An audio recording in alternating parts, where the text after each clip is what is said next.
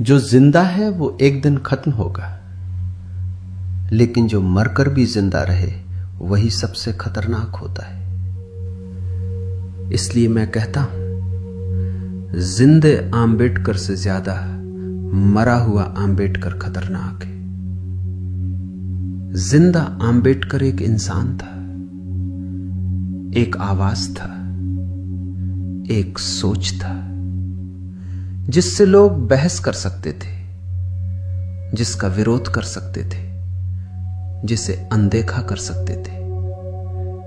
लेकिन मरा हुआ आम्बेडकर अब सिर्फ एक इंसान नहीं है, वो भारत के संविधान में बस चुका है। अब आम्बेडकर एक व्यक्ति नहीं रहा, वो एक व्यवस्था बन चुका है, और यही उसे सबसे शक्तिशाली बनाता है। यानी आज आम्बेडकर किसी एक वर्ग, किसी एक जाति या किसी एक समुदाय में सीमित नहीं है।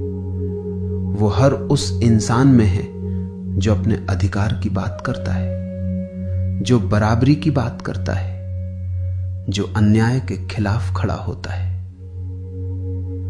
अगर आम्बेडकर सिर्फ जिंदा रहता तो शायद वक्त के साथ उनका असर भी सीमित हो जाता, लेकिन आम्बेडकर आज सिर्फ एक व्यक्ति नहीं, एक विचार बन गया है। और जब वो विचार संविधान में उतर गया तब वो अमर हो गया।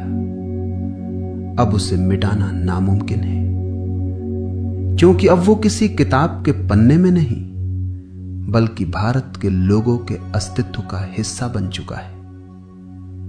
सोचो, अगर आम्बेडकर नहीं होता तो क्या भारत सच में एक मजबूत लोकतंत्र बन पाता, या बस नाम का लोकतंत्र रह जाता? संविधान तो शायद तब भी लिखा जाता, लेकिन उसमें वो सोच, वो दूरदृष्टि और हर व्यक्ति को साथ लेकर चलने की जिद शायद उसमें नहीं होती। वो सिर्फ एक ढांचा बनकर रह जाता, जैसा कई देशों में हुआ है, जहां कागज पर अधिकार होते हैं पर जमीन पर उनकी कोई आवाज नहीं होती।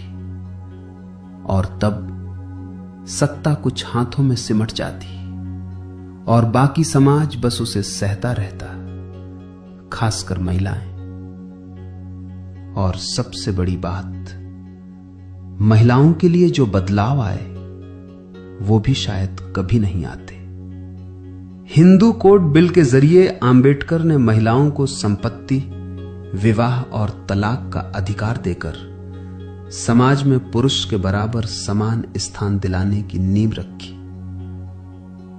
यह सुधार किसी एक जाति या वर्ग के लिए नहीं था, यह हर उस महिला के लिए था जिसे सदियों से परंपराओं के नाम पर सीमित किया गया था।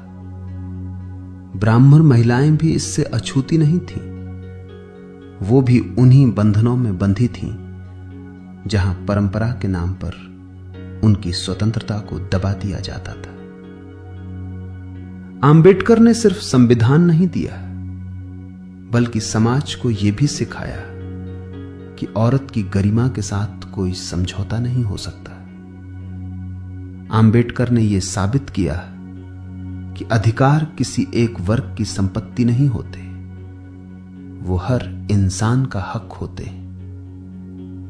इसलिए मैं कहता हूं कि मरा हुआ आम्बेडकर ज्यादा खतरनाक है। तो इसका मतलब यह नहीं कि तुम्हें आम्बेडकर से डरने चाहिए, इसका मतलब यह है कि अब उसे रोका नहीं जा सकता। अब आम्बेडकर हर उस कानून में है जो आपको सुरक्षा देता है, हर उस अधिकार में है जो आपको आवाज देता है, और हर उस इंसान में है जो अन्याय के खिलाफ खड़ा होता है। क्योंकि अब आम्बेडकर एक नाम नहीं, एक ताकत है जो हर भारतीय के अंदर जिंदा है।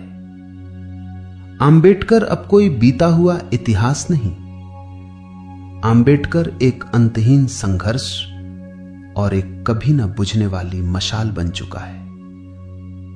उनकी असली ताकत यही है कि वो आज हर उस भारतीय के स्वाभिमान में धड़क रहा है जिसने झुकना छोड़ दिया है और जो सिर उठाकर जीना जानता है।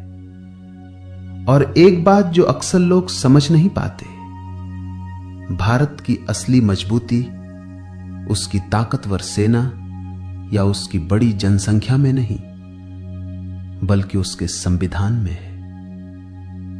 मैंने कई देशों के संविधान पढ़े, लेकिन भारत के संविधान जैसी व्यापक सोच, गहराई और हर वर्ग को साथ लेकर चलने की भावना शायद ही किसी और देश के संविधान में देखने को मिलती है। यह सिर्फ कानूनों का संग्रह नहीं है, यह एक ऐसी जीवित व्यवस्था है जो हर व्यक्ति को बराबरी, स्वतंत्रता और न्याय का भरोसा देती है। और यही वजह है कि भारत आज भी एक लोकतंत्र के रूप में खड़ा है, क्योंकि इसकी नींव सिर्फ सत्ता पर नहीं बल्कि संविधान पर टिकी हुई है। और उस संविधान की आत्मा में आंबेडकर आज भी जिंदा है।